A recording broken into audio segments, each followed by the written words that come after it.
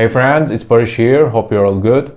Today I'm going to talk about an important topic in the journey of guitar learning, and that is creating exercises from songs. The things I'm going to talk about in this video are also a study method that I try to teach my guitar students. Those who succeed in this can develop exercises by overcoming their own shortcomings over time, and they improve faster. So let's talk about it.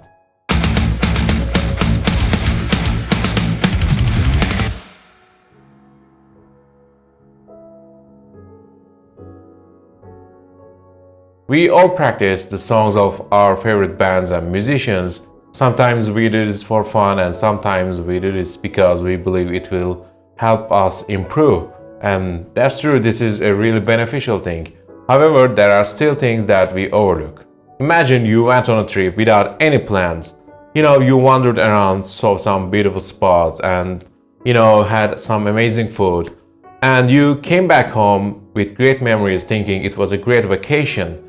But later you find out there was even more stunning place just around the corner from where you were, or a restaurant with even better food down a side street. Maybe there was a special show at the museum you visited that same day, but you missed it. And suddenly your great trip, feels like a missed opportunity. That's kind of how I think about working on a song. Working on a song by yourself is definitely beneficial. However, if you don't work with the right method, you may end up working without realizing that it could be much more beneficial. I mean, instead of having a chance to realize and learn a technique or a pattern in 10 minutes, you may learn it 5 years late. Even worse, you may not realize it. For example, I worked on Holy Wars, I guess 15 years ago. And back then, I didn't realize I was actually playing arpeggios in that solo. And I ended up learning arpeggios 3 years later. And if I had not been impatient, I could have learned arpeggio shapes through that song. Sure, I enjoyed working on it a lot at that time, but now I find myself saying I wish I had pursued it a little more. So I'm excited to let you know that I will be starting a series with this concept. And in this concept, I will be creating exercises from songs and show them to you. I think it will be helpful for you to see all the issues I mentioned, and you can think of this video as a user guide for all the upcoming videos. I hope you like the idea and hope you enjoy.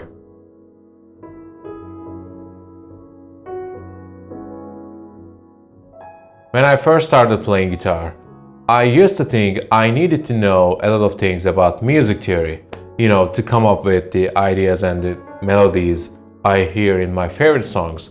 I didn't believe I can create such beautiful melodies and phrases with simple and easy ideas. Even after improving my guitar skills and learning some music theory, I still thought this way. For example, when I learned the pentatonic scale, it seems so basic, you know what I mean?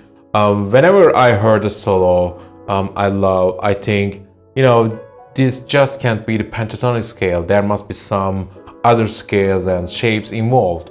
Holy Wars is one of the examples of that.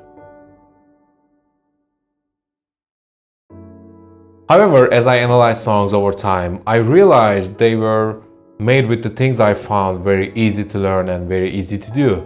That was surprising, and discovering the solos like Holy Wars, Comfortably Numb, and Fade to Black were written with the pentatonic scales, or that amazing ballad section of Master Puppets was a mix of natural minor and harmonic minor scales, was both disappointing and exciting.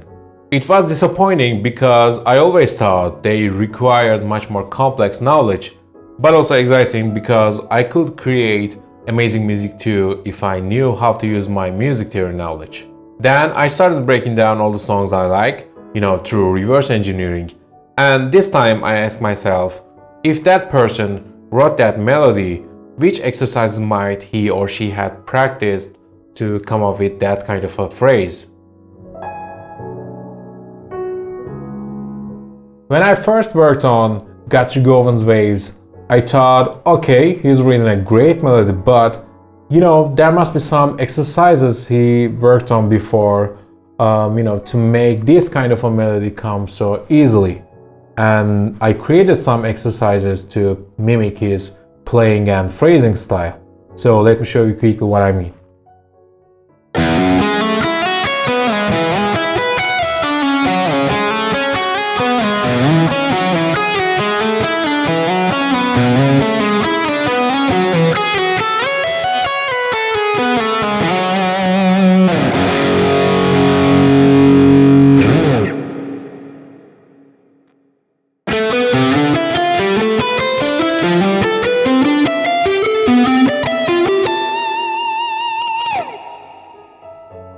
As you can see, I did not learn this exercise from any video or any song. I just analyzed the song, and the thing that I noticed that Guthrie is switching to different octaves every 2 or 3 notes. So I chose A minor, to keep the practice simple, and then I created the exercise by switching to different octaves every 2 notes, and that's it.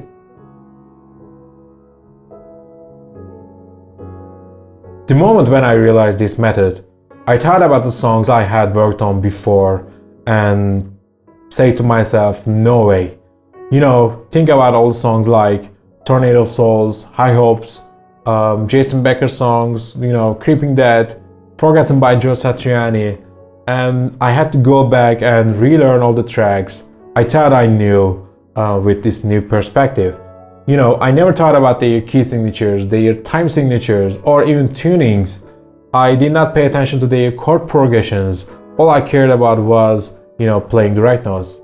And I think you know what I mean. Common question I get is, which exercise book should I use, or any recommendation for a training pack?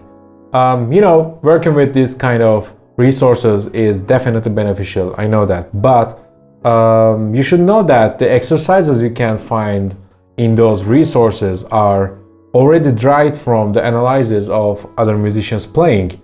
I mean, if you don't have time for such a patient and disciplined work, you should continue to learn from those resources. But if you can, questioning, analyzing, and producing exercises from the songs and creating them by yourself will be the best way to improve yourself. I won't get into the practical examples for this video, but I already finished the first video of the series and it will be uploaded in a few days, I guess. So keep an eye out for that, and I will also add the link in the description if it's live. Okay, I'm so excited about this series and I hope you will enjoy. Thank you for watching and see you next time.